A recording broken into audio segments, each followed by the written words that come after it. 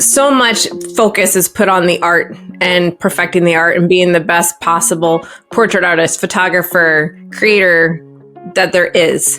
And I mean, who can ever achieve that? Who can be the, and so oftentimes I think, especially when it comes to pricing or products or offerings and things like that, photographers stop themselves because they're like, oh, I'm not so-and-so.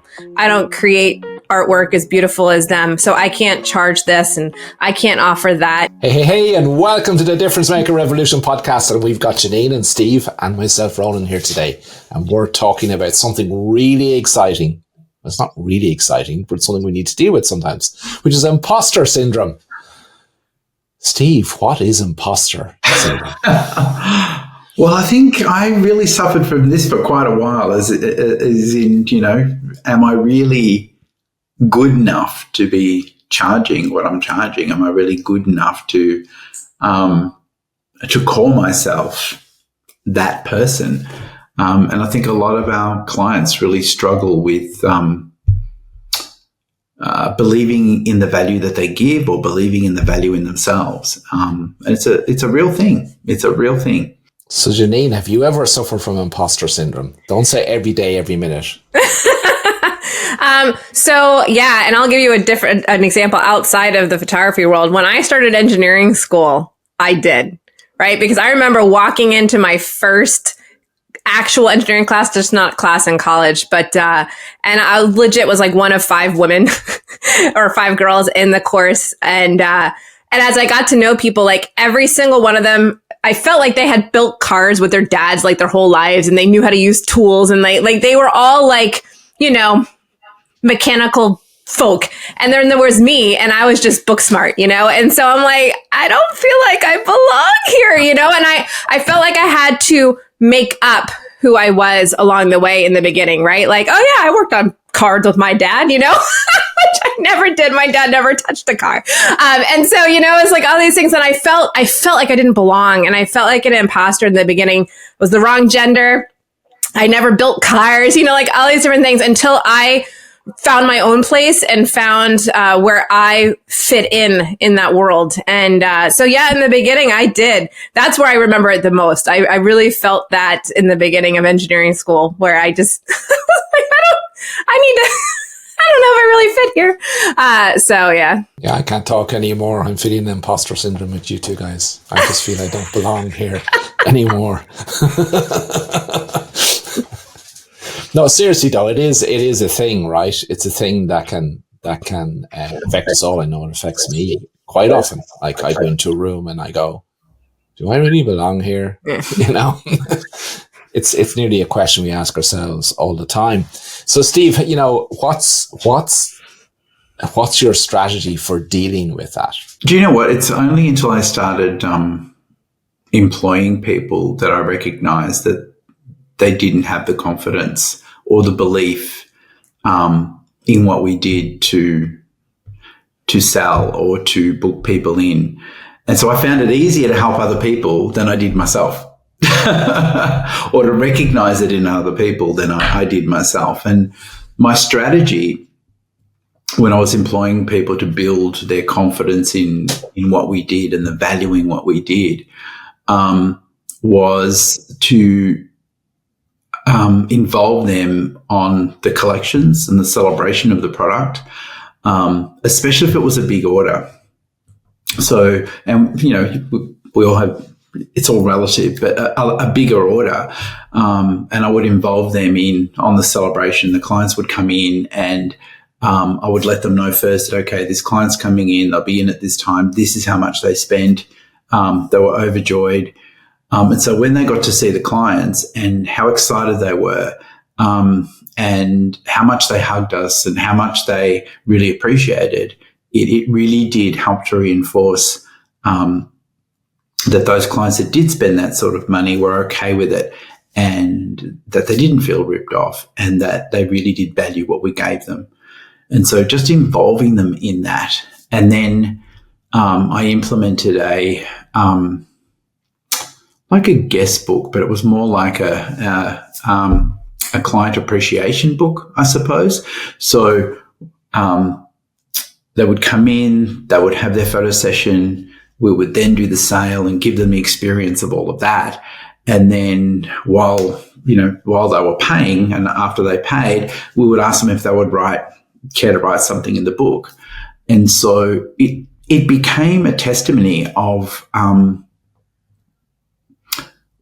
the transformations that people felt, and they mentioned, team members who they felt was, incredible for them, and how much they really enjoyed meeting specific team members. And it really did lift people's perception of what they did and what they gave to clients. And it was all written. And so I made sure that, every week we would pick the top ones, and those people that I knew were struggling a little bit with it, I would sort of lean it towards picking, something from them. And so I think if it's coming from the clients and you're there to witness what people are receiving from what we do, then it really does help to believe in yourself, because you're borrowing our clients' belief in what we've given them and their excitement in what we're doing them. So I think there's lots of strategies like that throughout our business, we can not only help ourselves, but help the people that we are elevating. Because as a business owner, our job is to elevate these people or elevate your team, and bring them up to a level that they don't even believe that they can achieve themselves. And a lot of that is to do with self-belief. So Jeanine, I think Steve is saying that we need to make it more about the client rather than ourselves, right? That's a critical thing to do, that even though we might have this voice talking to us and in our head, we have to say, go away. This is not about you or me. Right. This is about the client. The client. To a good degree, every time that creeps in, we're beginning to make the experience about ourselves. Right.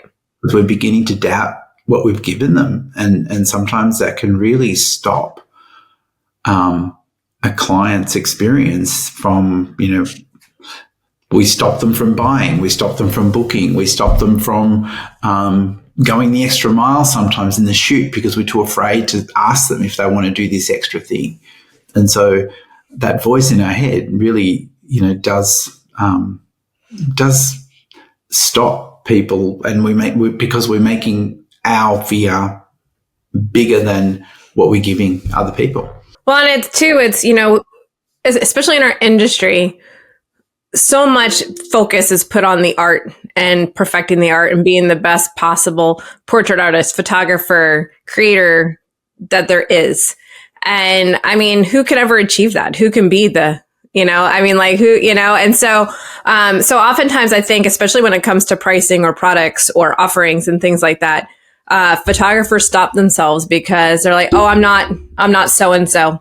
I don't create artwork as beautiful as them. So I can't charge this and I can't offer that. And they focus so much on the image and not the experience and not the transformation they're making for their clients, the effect that they have. And that's funny because I don't know if it comes from my background or whatnot, but I've always said I know I'm not the best photographer in the world. Like, I'm not even close, but I challenge anyone to deliver an experience like I do, and that has always been my focus because I'm a people person and I love people. And that's, so when we change our focus to being on our clients and the experience that we provide them, the need to have to create the most perfect artwork and be the best portrait artist in the world goes away a little bit. And I think the imposter syndrome, you're right. The more you think about you, the more the imposter syndrome comes in.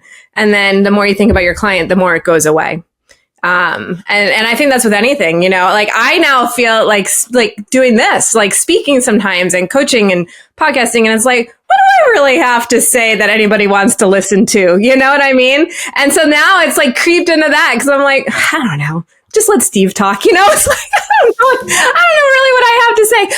I'm kidding. I love chatting with Steve and giving him a hard time. But no, but it does. So I think it's our human nature. Like we we doubt ourselves a lot. And it just creeps in because we focus on ourselves, we think about ourselves, and then we always just think we're not good enough for someone else, for our clients, for the world. And it's because we internalize. But culturally too, we're almost chastised. A lot of cultures almost chastise you for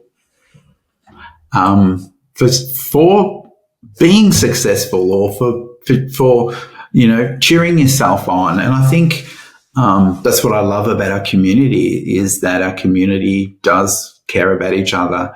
And I think part of tackling imposter syndrome is to surround yourself with people that genuinely want to see you elevate, that genuinely want you to step up. Most people are trying to hold other people down or find what's wrong or, just put you down. And I think what we've built in our community is incredible, especially when it comes to tackling imposter syndrome, because there are people that genuinely want to help, people that genuinely celebrate somebody else's success without a fear of backlash. A lot of the times you look in the other photography groups, and the minute somebody says, I did a great sale, there's a backlash of just comments that are just, shouldn't really ever happen. And so I think part of tackling imposter syndrome is to surround yourself with people that are wanting to elevate you and are cheerleaders for you, rather than looking for ways of bringing you down, because we've had a lifetime of that, usually from everywhere. So it's really rare to find a community that really wants to lift you. And it's interesting, Steve. So I was giving the example of how in the studio, we feel that we get that feeling. And then I was saying how with the coaching and the podcasting and the community. So when again, it's the same thing. When the focus comes off of what we can provide as mentors to how can we make a better community for our clients to experience, that syndrome, it goes away again, right? Because we can focus on the client and focus on our clients, and how we can create a better community for them, a better experience for them, more education for them, how we can elevate their studios, and that imposter thing goes away again. And so it's interesting when you put your focus on others, what happens. And giving yourself permission to celebrate. Yeah. I think that's the hardest thing, giving yourself permission to celebrate your wins. And even if it's tiny, it's still a big win. Mm-hmm. It's a critical thing to do, isn't it? And I know I keep talking about profit first, but that's one of the reasons that I love profit first. Always about profit first. And he always finds a way to bring it in. We weren't even talking about money, and he finds a way. Profit first going to come into this. So every quarter, regardless of the profit you've made, you do your 50% distribution to yourself. And even if that's just enough to buy a cup of coffee and your favorite bun or scone or whatever is your fancy, you do that and you celebrate it, right? So that's where it comes in. It's rewarding yourself for, and which helps you get over imposter syndrome too, right? So let me just translate that for normal people, skip all the profit first bit. You should celebrate your wins and reward yourself with something every time you have a win. Absolutely. Especially when you do your profit distribution. Yes. So tell me this, what role does, the way some people are just utter perfectionists, right? So what role does perfectionism play in sort of driving imposter syndrome? I think perfectionism and seeking perfection, knowing that there is no such thing as perfection, is that devil, I think, that sits on your shoulder, that's luring you and whispering into your ear, luring you towards the darkness, really, because there's no such thing as perfect. Everybody's doing the best they can with what they have, and it's all about just getting better and better every day and learning from that stepping stone. Failure is a stepping stone to success. So, fail faster, I reckon.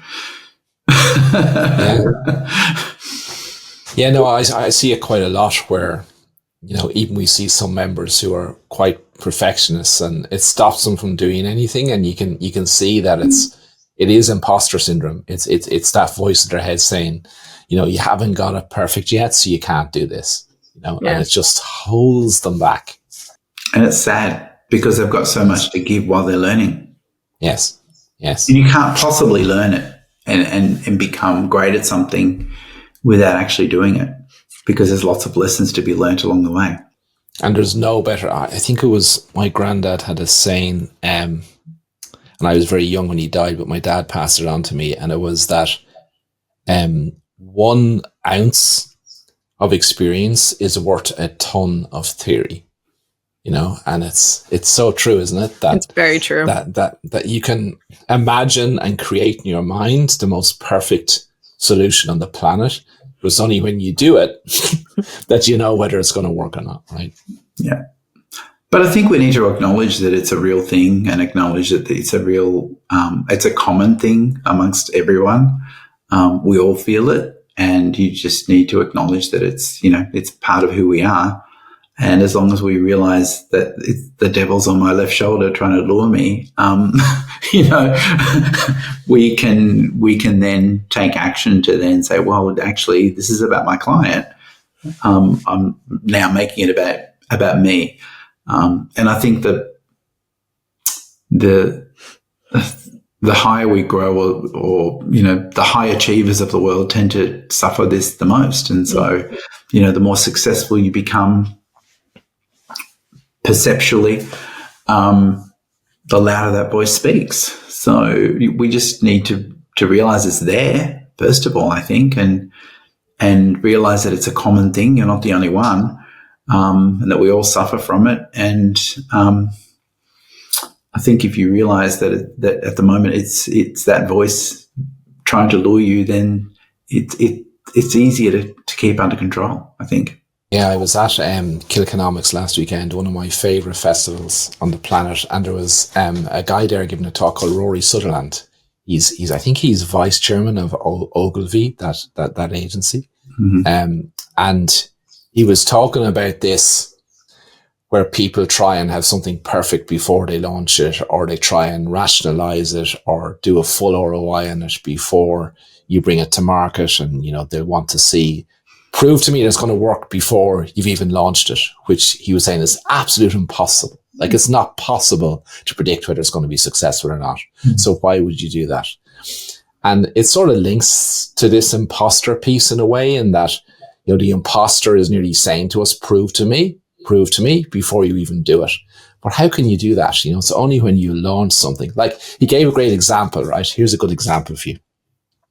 So, there's a drink, right? So imagine going into a boardroom and say, we're going to invent a drink that we want to be the 3rd biggest seller in the world for a non-alcoholic beverage, right? After Coca-Cola. Water being the first, Coke being the second, right?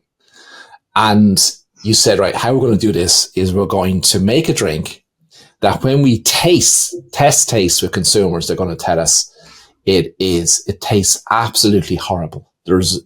I could not, you couldn't pay me enough money to drink that. It tastes so bad, right? So this is a fact, right? And the drink is Red Bull.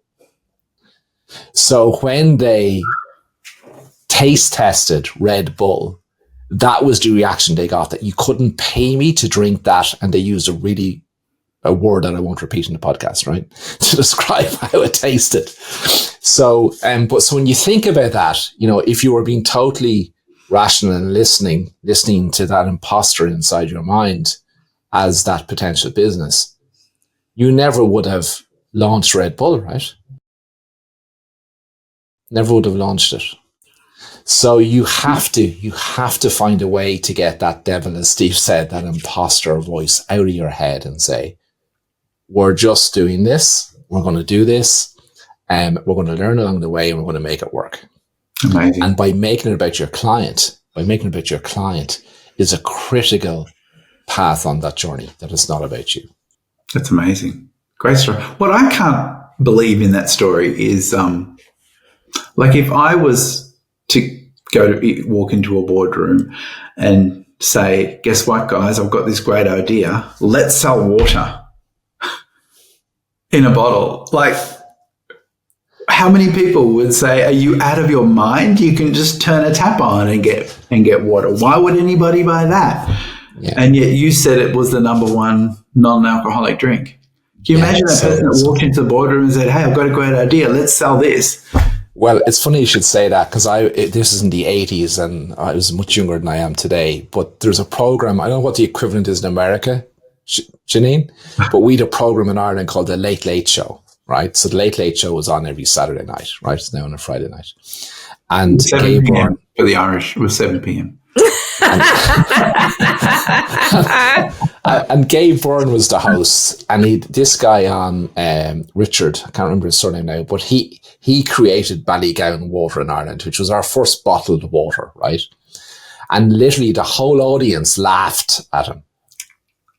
Literally laughed at him on TV that's not possible. Richard Nash, that was his name.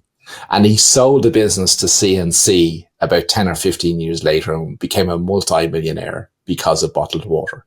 But if he had listened, right, allowed that audience to influence him, and that voice started to talk in his head that, you're crazy, people aren't going to buy this, he never would have delivered on his dream and created the business he did. It's amazing, isn't it? Billions of dollars selling water.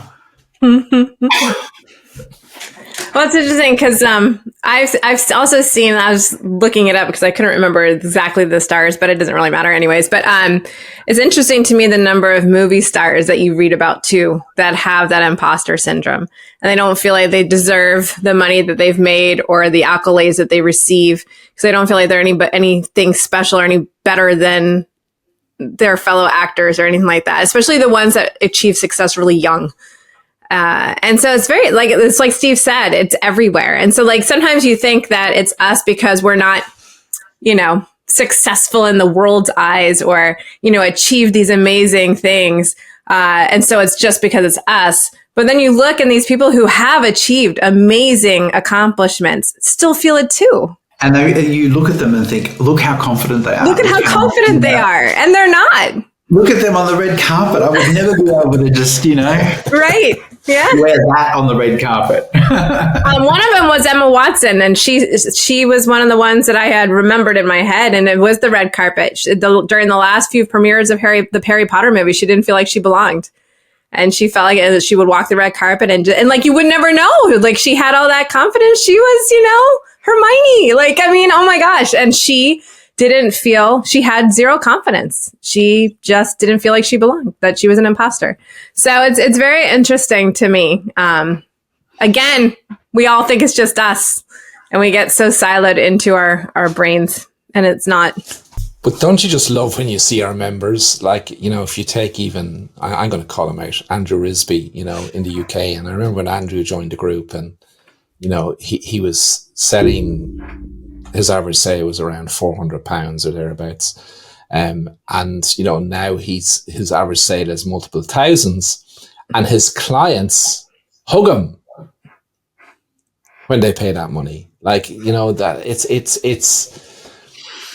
isn't it great when you see that? And I know, still talking to Andrew today, that sometimes he has days where he finds it difficult to pick up the phone because that imposter syndrome's in his head, right? Despite all that sometimes we have that voice in our head saying, But I think this is where we need to do some of those behind the scenes when clients are coming to collect their photographs, and they get to see it for the end result in the first time, and they get to hug that person and thank them for, even though, they've spent thousands and thousands of dollars, they're just so over the moon. And just having some of those behind the scenes, not just for your website or for your testimonials, but sometimes we need that reinforcement. For ourselves. Yeah, and to look back at it.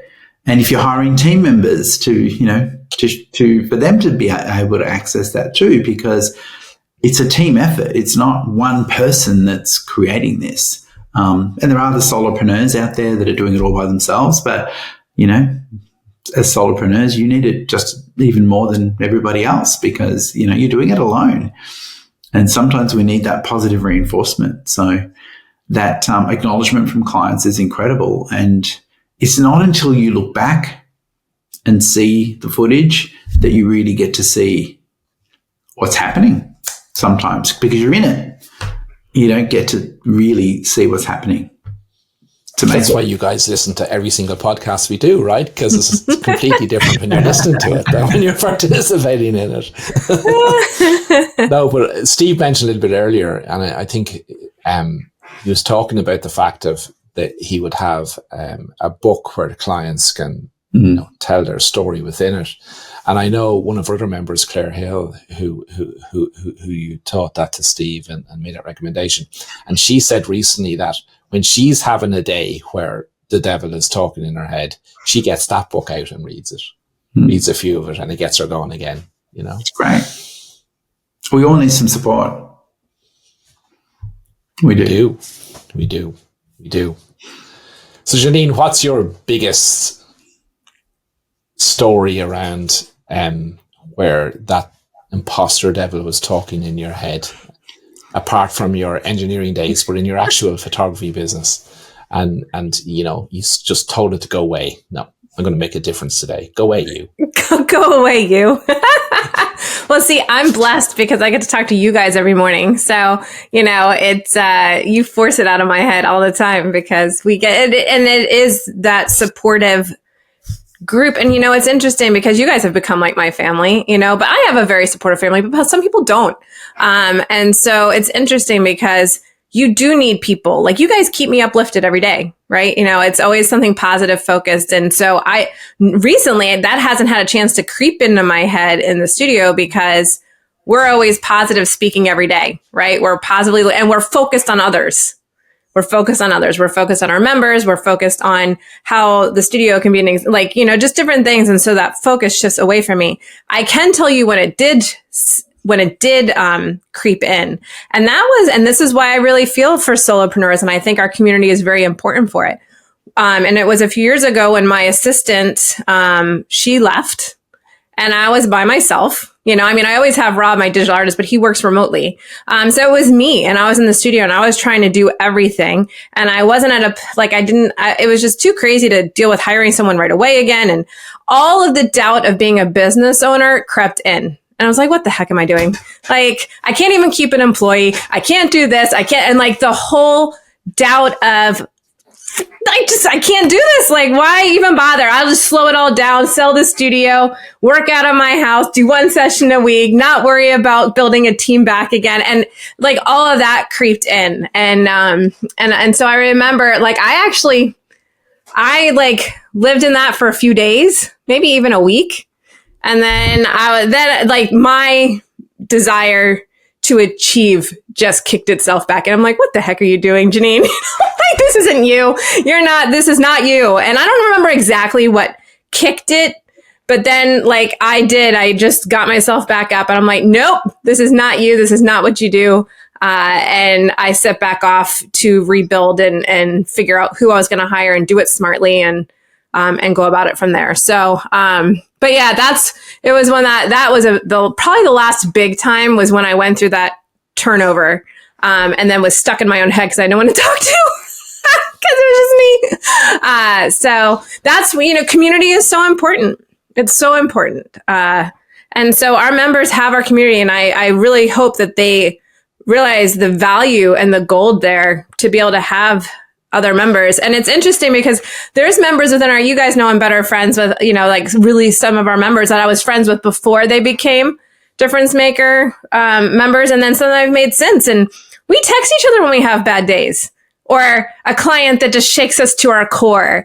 And, you have those people you can reach out to and the right people because they're not the ones who are like, oh yeah, the world sucks and blah, blah, blah, blah, blah. And, woe is you and blah, blah, blah, blah, blah. They're the ones that are like, that sucks, but you got this. And here's what, and they listen to your sad story and then they move you along past it, that the world is amazing and you're amazing. So, you can't live isolated. You just can't. And so I encourage anyone, if you're isolated, find your community, find us, and then within the community, find those members that you can reach out to when you need help. Because we're all there and they're all there. And then you're not in that devil on your shoulder and there's no one there to bump him off because he's just there. Or reach out to the people that need help. Yeah, that too. Not just when you need help. Yep. Reach out to those people that you feel need help too. And I love that in our community. We've heard stories of that, Steve, where it's been obvious just on this is how well we know each other. And you can see on a Zoom call in our weekly meetings who's struggling. You can tell by the looks on their faces. You can tell because someone always has their camera on and then their camera's off. Or you can just they're slouched down like this or doing what, you can just tell. And I've heard many stories of, guess what? So-and-so reached out to me because they could tell I was off, and a conversation with them turned my whole day around. Yeah. And so when you have a community of people who care about others, that's what happens. It's magic. It is magic. That devil can just go away. Bye-bye, devil. Bye-bye. Be gone. Don't ever come back. All right. So now you have the secret to dealing with the imposter devil. He or she, you can send away anytime you want. It's a day. A day. You can send a day away anytime you want. All you have to do now is click on the link below and join the Difference Maker Revolution. We'd love to have you as part of the family. Come on in and you can kick that devil away every single day. So, from us, bye for now. Thanks, everyone. Bye, guys.